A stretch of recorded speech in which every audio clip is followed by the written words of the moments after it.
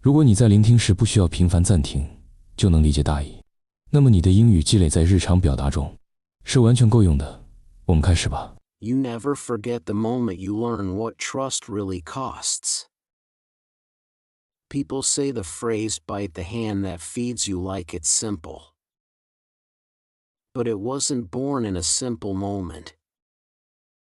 It came from people who learned the hard way what happens when kindness meets hunger, and when loyalty breaks faster than a dry stick. The story begins in a small coastal town where fishermen woke before the sun. Their boats groaned against the dock. Their nets smelled like salt, mud, and old stories. Every morning, they carried buckets of scraps from the night's catch. They had a rule older than anyone could remember: share first, eat second. So they fed the stray dogs. These dogs were rough and thin. Ribs you could count. Eyes that followed every hand. But even in hunger, they waited for the fishermen. They wagged their tails. They stayed close. They watched every move like the whole world depended on it. And then came the dog people still talk about. A big brown mutt with a torn ear and a voice that barked like gravel. They called him Rough. No one knew where he came from. No one knew who lost him. But he showed up one rainy morning, cold and shaking, and the fishermen fed him like he had always been part of the place. Rough became the favorite. He followed the men to the docks. He guarded the boats at night. He slept by the market door. Kids pulled his tail. Old men scratched his neck. Everyone loved him because he never caused trouble. Until the morning he did. It happened fast. Too fast for anyone to say they saw the whole thing. A new fisherman, young, proud, still trying to earn a name, walked down to the docks with a bucket of scraps. He bent down. He held out his hand. Rough ran to him like he always did. But this time, something flashed in Rough's eyes. Hunger, fear, memory, no one could tell. He snapped. His teeth caught the man's hand. The bucket dropped. Scraps fell everywhere. The dogs scattered with the sound of claws on wood. The young fisherman shouted. Blood dripped into the sea. Rough backed away, shaking, tail tucked low. He looked like he didn't understand what he had done. Maybe he didn't. People ran over. Some blamed the man. Some blamed the dog. Everyone talked at once. But the oldest fisherman, the one nobody ignored, stepped between them. He wrapped the man's hand. He looked at Rough. His voice was quiet, like he was speaking to the water. That, he said, is what it means to bite the hand that feeds you. The dock went still. Even the waves felt silent. The phrase stuck. It traveled from the docks to the market. From the market to the next town. From the towns to the ships. and from the ships to places that never smelled the sea. Most people who say it now don't know about Rough. They don't know about the bucket, or the torn ear, or the moment trust broke like a rope under too much weight. They think it's only a warning. But the old fisherman meant something deeper. He wasn't angry. He wasn't even surprised. He meant that trust is soft. Soft like a hand held out in kindness. Soft like a dog that forgets its fear until it remembers. And he meant that any one of us could be Rough. Rough didn't run away. Not that day. Not the next. He stayed close to the docks like he wanted to fix what he had broken. But trust doesn't heal in a night. It doesn't heal just because you wish it would. The young fisherman avoided him. He wrapped his hand with a cloth so white it almost glowed. People whispered when he passed. Some said he should chase Rough away. Some said he should forgive him. But forgiveness is heavy. And the man was too young to carry something that big. Rough felt the change before anyone spoke it. Dogs know when people look at them with fear instead of warmth. He stopped running up to the men when they arrived. He waited by the posts. Tail low. Head lower. Like he was asking a question no one knew how to answer. Days passed.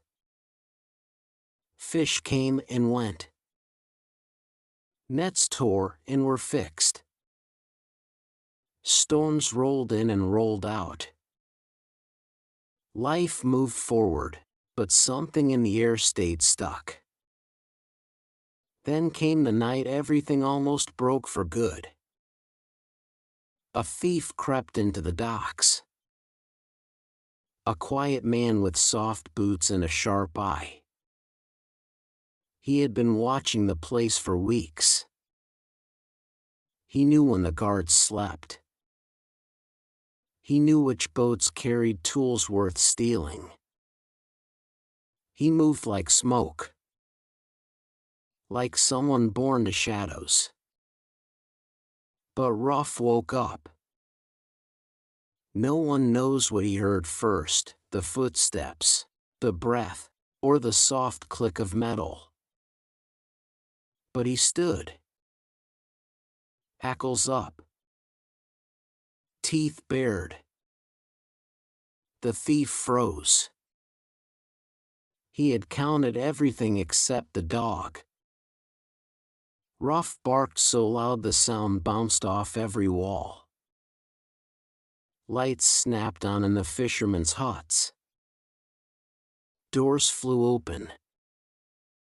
Boots thundered down the boards. The thief panicked. He ran. Rough chased him, barking like fire. The dock came alive with shouts and flashlights. Nets swung. Someone grabbed the thief's coat. He fell hard and stopped fighting. And Rough stood there, breathing fast. As if waiting for someone to tell him he had done the right thing. The old fisherman reached him first. He knelt, placed a hand on Rough's head, and whispered something no one else heard. Maybe it was thanks. Maybe it was forgiveness. Maybe it was both. But the young fisherman came forward too. Bandaged hand. eyes tired but softer than before. He looked at Ruff like he was seeing the whole story again, from the beginning. "You protected us," he said quietly. Ruff didn't move. He didn't wag his tail. He just waited.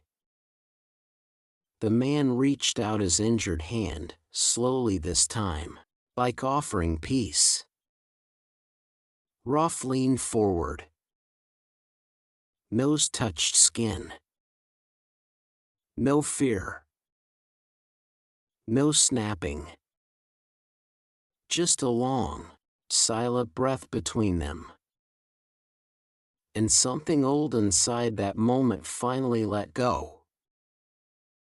People around them didn't cheer, but they smiled.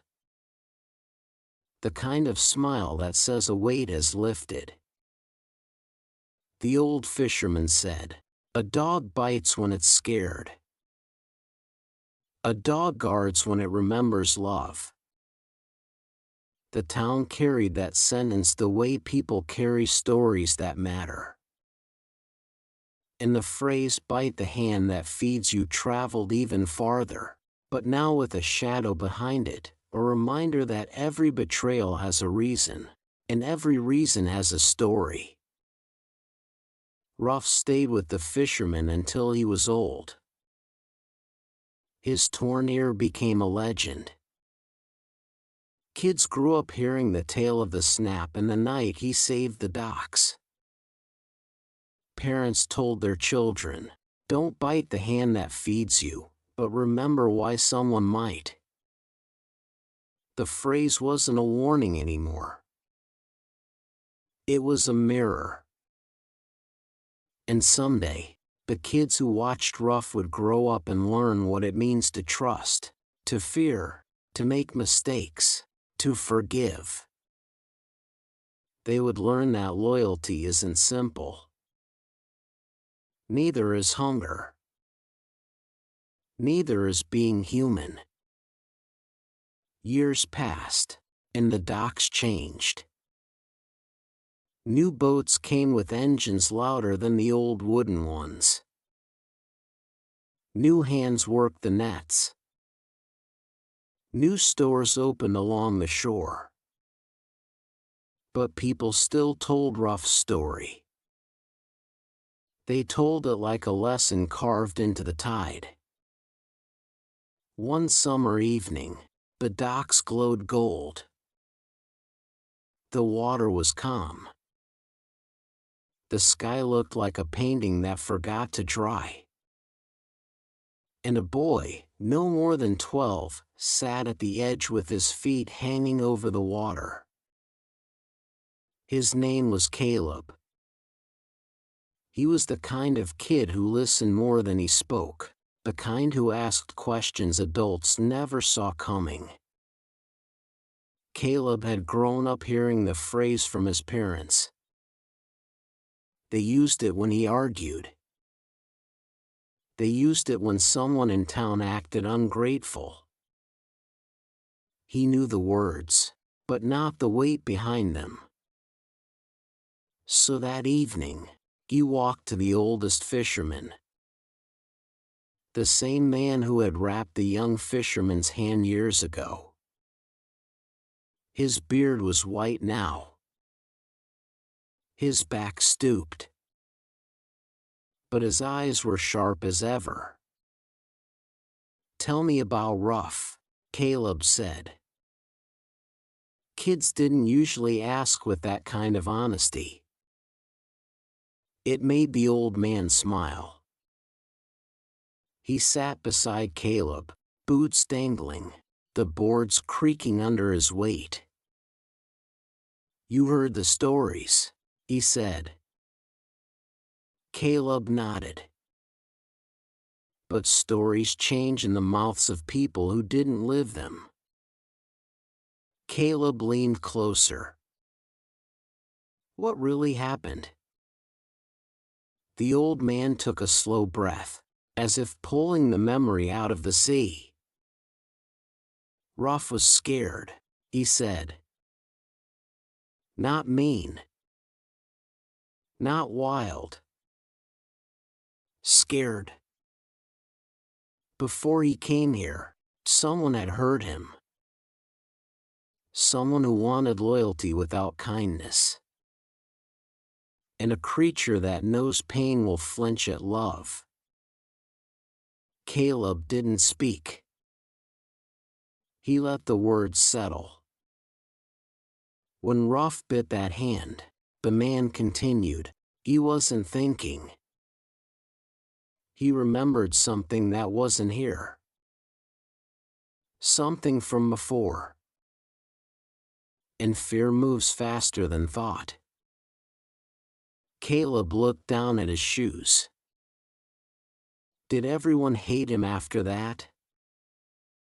The old man shook his head. No. Some people did. Some didn't. Most were confused. Because it's easier to judge than to understand. A small splash sounded below them, maybe a fish jumping, maybe nothing. The old man pointed at the ripples. See that? One moment. One tiny moment. And it spreads. Caleb watched the ripples curve out in perfect circles. Trust works like that, the man said. And so does fear. A breeze moved across the water. A gull cried overhead. Caleb's voice felt smaller when he spoke again. So the phrase, it came from him. It came from all of us, the old man said. From what we learned watching Ruff. People like to use it as a warning. But they forget half the lesson. What's the other half? That sometimes the hand feeds you, and sometimes the hand forgets you're still healing. Caleb didn't respond right away. He had never heard adults talk like this. Simple words, but heavy. The old fisherman stood. His joints cracked like old wood.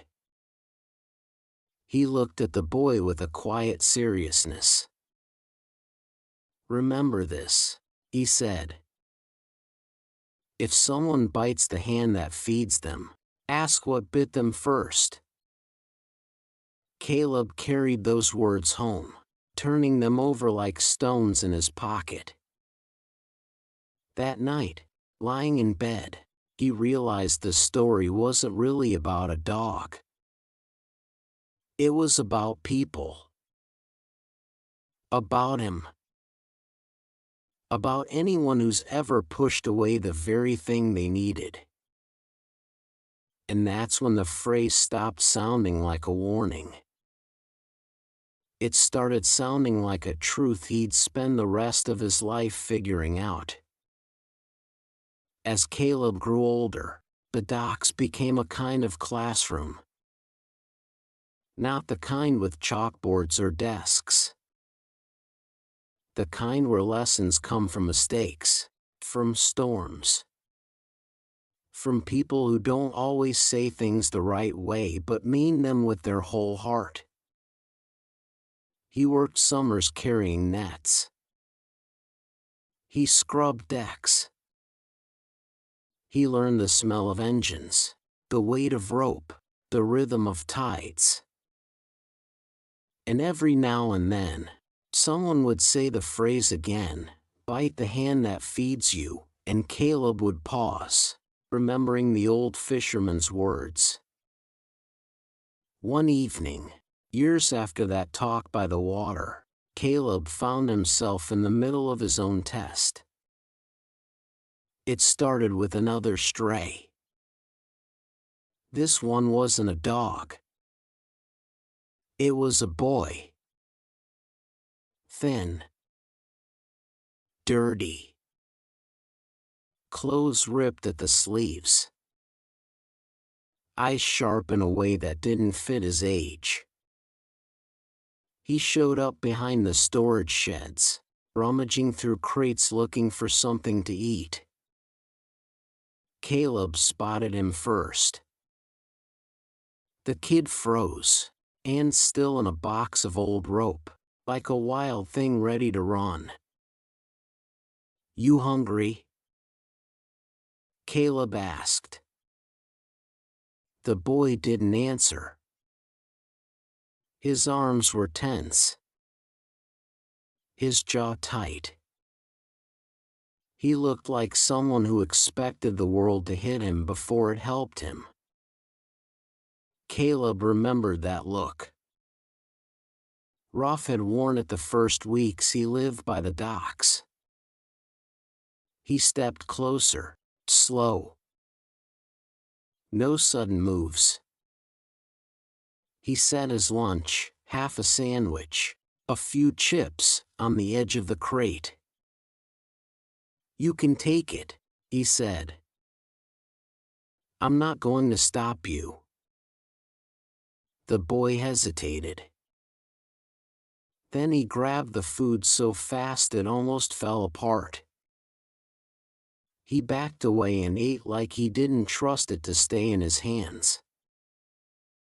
Caleb sat on an overturned bucket, pretending not to stare. Letting the kid have space. Letting him breathe. Minutes passed. The sky turned a darker blue. The first stars showed up like little sparks. The kid finally spoke. "What do you want?" "Nothing," Caleb said. "Just making sure you're okay." The boy frowned at him like that answer didn't make sense. People don't always understand kindness the first time they meet it. Caleb asked his name. The boy didn't give it. He only said, "I don't trust people." And Caleb almost laughed, not to make fun of him, but because he understood it too well. "Yeah," he said. "Most of us don't." Not at first. They talked for a while. Nothing deep.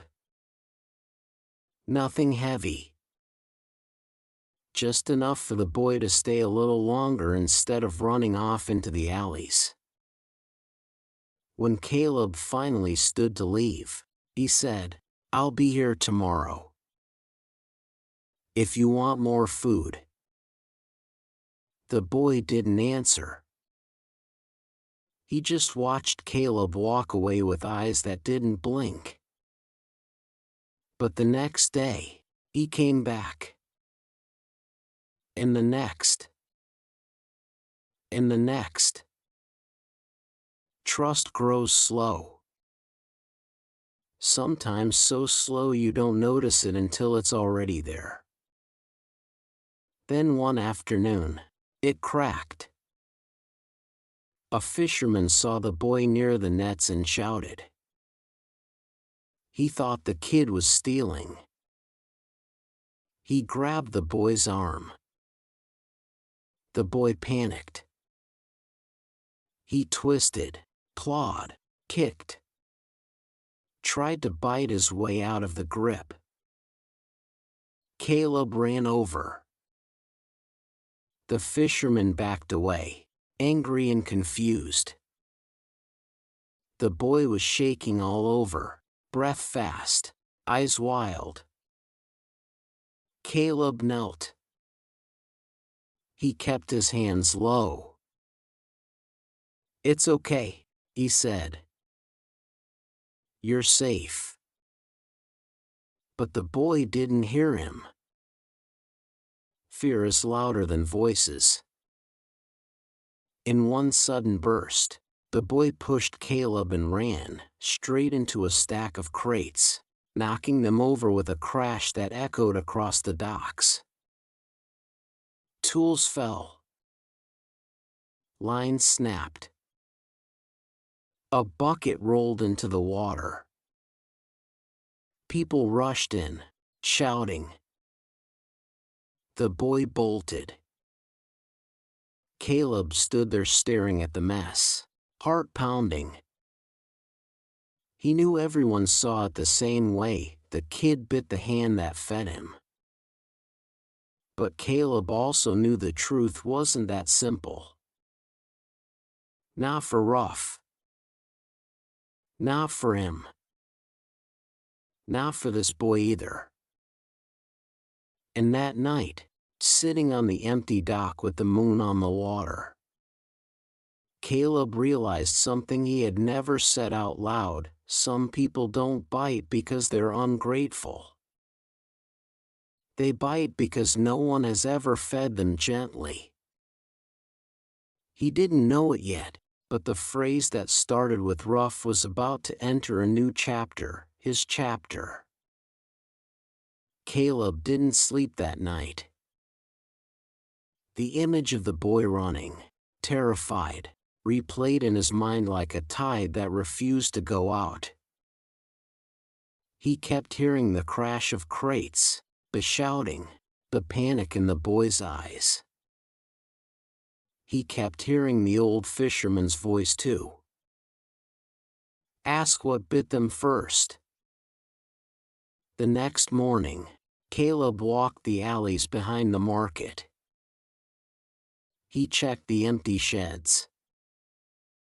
He looked under the old pier where kids sometimes hid when they didn't want to be found. But the boy was gone. Days passed. Then a week. People forgot about the scene at the docks. They said the boy was trouble. They said Caleb should be glad he wasn't coming back. It amazed Caleb how fast people could rewrite a story they never understood. He tried to let it go. But some stories don't leave you alone. They sit behind your ribs and wait. Then one late afternoon, as the sky faded into that calm blue that feels like a deep breath, Caleb saw a shape sitting at the end of the pier. A thin boy. Knees pulled up to his chest. Shoes half torn. The wind moving his hair like he belonged to it. Caleb walked over without making noise. He sat a few feet away, leaving space between them. Not too close. Not too far. The boy didn't look at him. But he said, "I broke your stuff." Caleb nodded. "Yeah. You did." A long silence. Waves tapping the wood. A gull crying somewhere far off. "You mad?" the boy asked. "A little," Caleb said honestly. "Doesn't mean I want you gone." The boy's eyes shifted, confused, like the words didn't fit any world he knew. "No one talks like that," he said. Caleb shrugged. "Then they should." Another pause. The boy looked at the water. "You shouldn't have tried to help me." People learn not to. Makes things easier. For who? For them. For me. Caleb shook his head. "That's not easier." That's just lonely. The boy didn't answer, but his shoulders dropped, just a little. Like he was letting a weight slide off, one he had gotten too used to carrying. Caleb took out a sandwich he'd packed. He didn't hand it over. He just set it between them. You can eat it or not. No big deal. The boy stared at it for a long time. The wind blew. The boards creaked. Then he picked up the sandwich. He didn't snatch it this time. He took it slow. Trust grows in tiny, almost invisible steps. They ate together in silence. Then the boy said, "My name's Theo." Caleb smiled. Good to finally know. Theo brushed crumbs from his hands. You're not scared I'll snap again? Caleb thought about Ruff. About the docks. About the old fisherman. About the phrase everyone used the wrong way. Maybe you will, he said. Maybe you won't. But I'm not here because I expect you to be perfect. Theo blinked like the words hit somewhere deep. Why are you here then? Caleb leaned back on his elbows, looking at the waves turning gold in the sunset. Because someone once helped me understand that people don't bite kindness unless someone else taught them to. Theo swallowed hard. There was a shine in his eyes he tried to hide. So, you're not giving up on me? No, Caleb said. Not today. Not tomorrow. Not because of fear. A quiet breeze moved between them, carrying the smell of salt and the slow heartbeat of the sea. Theo whispered, I don't know how to trust people. Caleb nodded. Good thing you don't have to learn it all at once. The boy looked at him for the first time without flinching. And something shifted. Not big. Not dramatic. Just real. A small beginning. They sat there as the sun sank behind the docks. The water darkened. The first stars came alive. And Caleb realized this moment would shape the rest of his life, the same way Ruff's story shaped the old fisherman, in the same way the docks shaped everyone who ever worked there. The phrase lived on. But it wasn't just a warning anymore. It was a reminder. A reminder that trust can break. A reminder that kindness can scare people who never knew it before. A reminder that healing takes time and patience and hands that don't pull away when the world gets loud. That night, walking home under a sky full of scattered stars, Caleb understood the truth so clearly it felt like someone had carved it into his bones. Bite the hand that feeds you isn't about punishment. It's about understanding why someone ever learned to use their teeth. And maybe, just maybe, the only real way to change a story is to keep offering your hand, steady and kind, until someone finally realizes they don't have to bite anymore. 作为一个母语非英语的人，能把故事听完，你的进步太大了。感谢你收看这个节目。如果你觉得这个节目对你有帮助，请给我一个点赞，或者留下评论，这对我很重要。我们下个视频见。